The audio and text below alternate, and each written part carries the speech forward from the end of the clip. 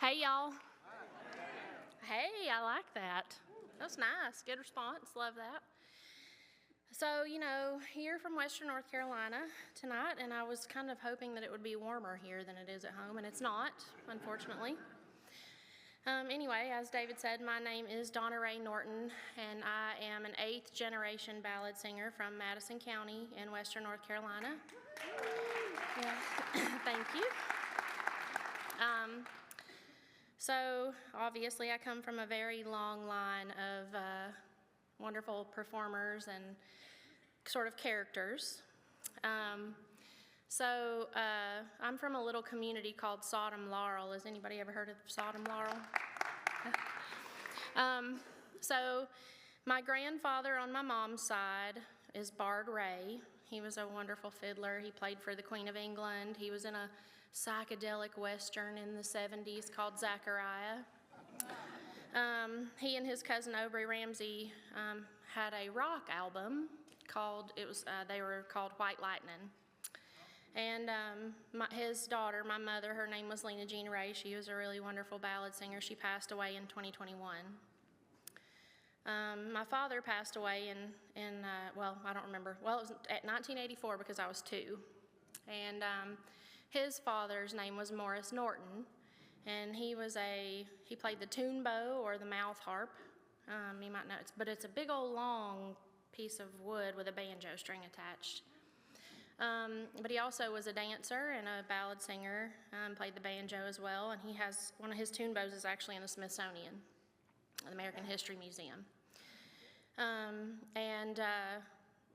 When my mom passed away, my cousin, Sheila K. Adams, anybody know that name? I don't know. Has really kind of stepped in and sort of taken me under her wing and has been, really a big part of my life in more ways than one. So I've had the pleasure of getting to learn some new ballads recently from her.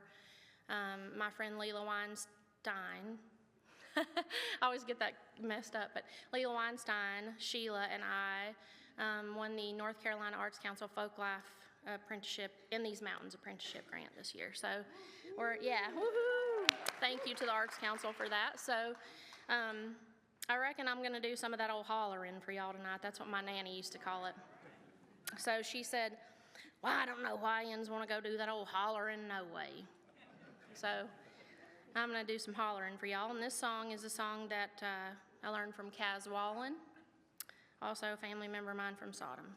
And this song's called Fine Sally.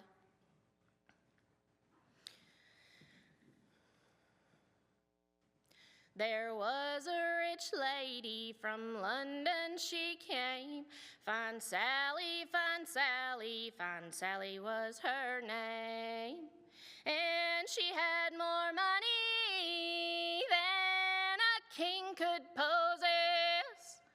Her neatness and her beauty was worth all the rest. There was a young doctor who lived nearby, and it was on this fair maid that he casted his eye. Controlled by her beauty, he held her most dear. He courted her truly 1 day plus 1 year. One night as they pleasured, he fell to his knees, crying, Sally, oh Sally, won't you marry me? She said, I don't hate you, Willie, nor no other man, but to say that I love one is more than I can. He clomb on his horse and away he did speed, crying, Sally, oh Sally, you'll pay for this deed. I'll curse you, Sally, all the rest of my days, and I'll never forgive you for your lying ways. Fine Sally took sick and she knowed not why. Her chambers all thought that she surely would die. They called for the doctor, for the one misery could not be endured. Up rode the young doctor, to her bed he drew nigh. Her chambers all parted and moved to the side. Is that you, Willie? Oh, my sight, it grows dim. I fear for my present, and my future seems grim. Said, yes, I am the doctor, can cure or can kill, but to say I forgive you is more than I will. Then damn your soul, Willie, you can be on your way, for to beg you for mercy is not in my sway. From off in her fingers pulled diamond rings 3, says, here is your token to remember poor me. And as ye dance on my grave, sir, shed not no tears for me. Just remember you're a-dancing on Sally, your queen. Fine Sally. Thank you.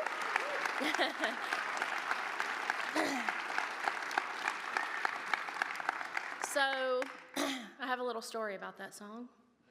I think, that was one of the more recent ballads that I learned, and it's on my most recent album.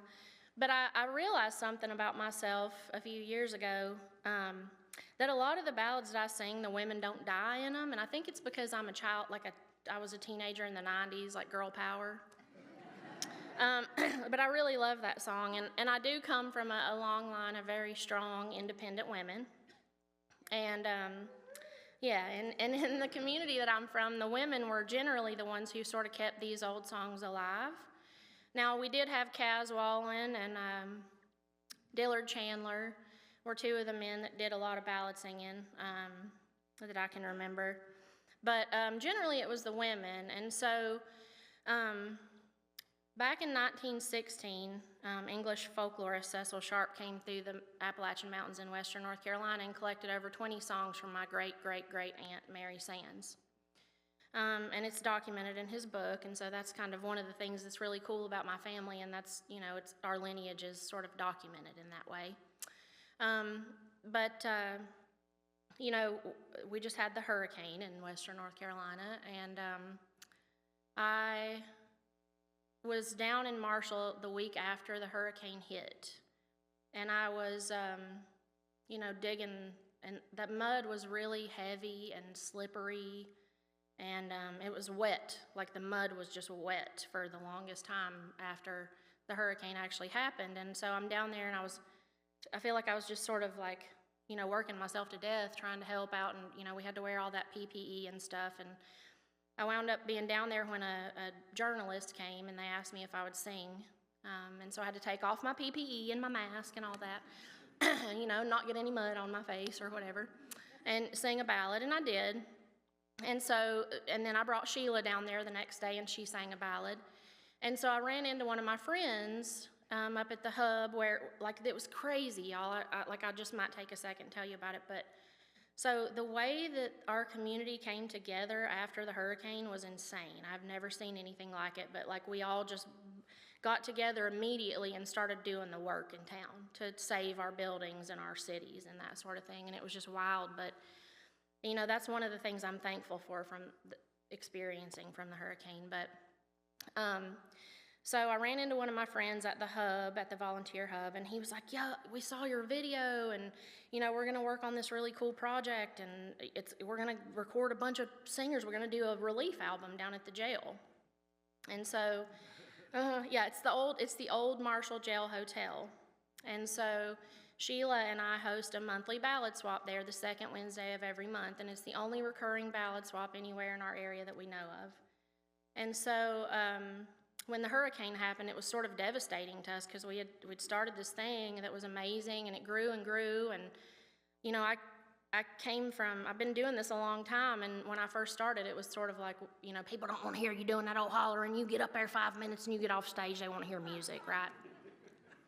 So I learned how to do that, but then we started doing the swap at the jail, and it was like we had more and more people that were coming, and it was like there were people like filling out, they were falling out into the streets. It was crazy. And so it was really scary for us to lose that momentum. But my friend was like, we're gonna record this album at the old Marshall Joe Hotel, and I was like, that's awesome. And he was like, we're gonna have a bunch of singer-songwriters. I was like, it'd be really cool. And he was like, what's that? And I was like, if you had some ballad singers on it. Yeah. And he was like, oh, that is a great idea, And so we all went down, the ballad singers. We had our own special day, and we went down into town to record our songs. And I was down there, and Josh Stein happened to be in town that day. And he was touring the area, touring the area. Governor Cooper had been there, like a couple weeks before, and Josh Stein was there with our current sheriff, Buddy Harwood, whose name is still actually on the door of the hotel, because it was an actual hotel until 2012. And he was there with Larry Leake, one of the judges in town. And so we had met him already, and then Josh Kopus, the owner of the jail, was like, would you let Josh Stein sit in on your session?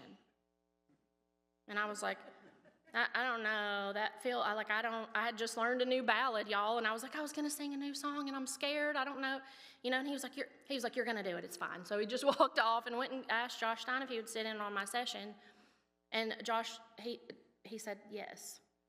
And so this was before he was elected or anything, and he came in and sat for my session, and I couldn't think of anything other than Fine Sally, y'all. And on this album, it's all these relief and, rise up songs, and I sang Fine Sally. It was great, but the best part, though, was after I got done singing, I was a nervous wreck, and I got done singing, and Josh Stein comes over to me, and he holds out his hand, and I go to shake it, and he just jerks me in and gives me the biggest bear hug. And he was like, girl, you just did that. And I was like, mm-hmm. And so I cried. And it was really awesome, and I started sobbing, and I thanked him so much for being there, and I just told him how much it meant. And I told him that, when Cecil Sharp came through the mountains there in western North Carolina, it was back in 1916 after the Great Flood had happened. And I told him that the story of that was actually in the bricks on the wall behind me. And so, he really just listened to everything that I said, and I told him, I hope that you really just kind of carry on, Governor Cooper's legacy and the, caring about the arts. And thank you so much for coming, and this kind of shows me that you do. And so when he won the election, I sent him an email and told him he should have some Western North Carolina musicians at his inauguration and maybe a ballad singer or two. And so he was going to. I was going to be singing at his inauguration until it snowed over here, and it got canceled. So fun fact and story for the day. But it's just kind of crazy, like to see Western North Carolina the way that it is now. And, I am from Madison County, but I graduated from Asheville High School. And so I lived part of my life in Madison and part of my life in Buncombe, and I'm a musician. I've traveled all over Western North Carolina singing. And so to see all these places that I've known for so long look like this was just crazy to me. And I've probably talked too much, but that's a problem that I have. But I'm just gonna sing you guys another quick little song, and it's called Single Girl. It's the song from, it's the title of my first album. When I was single, to marry was my crave. Now I am married, I'm troubled to my grave. I wish I was a single girl again. Lord, Lord, don't I wish I was a single girl again. When I was single, he used to come to court. He always brought me candy, and I thought he was a sport. I wish I was a single girl again. Lord, Lord, don't I wish I was a single girl again. When I was single, I went where I pleased.